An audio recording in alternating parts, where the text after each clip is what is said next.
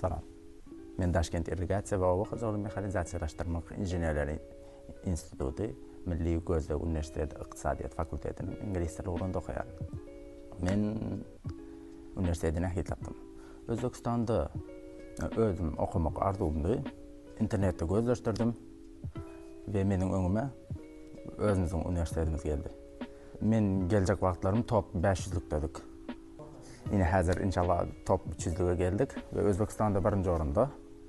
Men gelenime 9 ay bolan olsa, men bäri geldim. Mening oylanımda güýçli atmosfera, adamkärçilik, dürlü dostlar, her hili milletlerden.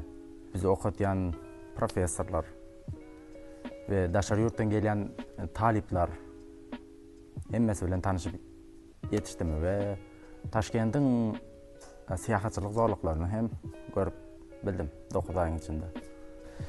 Indi üniversitetin biz üçün öğretip veren mümkünçilikleri bu yerde 11 000 töwerek kitapları öz içine alyan kitapxana ve döwrewap enjamlarla döwrewap doldurulan IT park ve sport meydançaları, konsert zallary.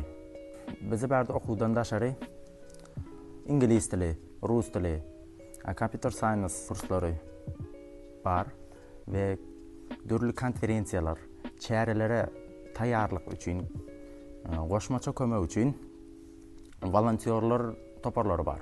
Yani men hem şolaryň biri Iceberg toparında. Men bu ýerde näde ýaşaýan? Men bu ýerde talipler umumy ýaşaýyş aýynda ýaşaýar. Ol ýerde dürli döwrewap enjamlar, hemme mümkinçilikler döredilen.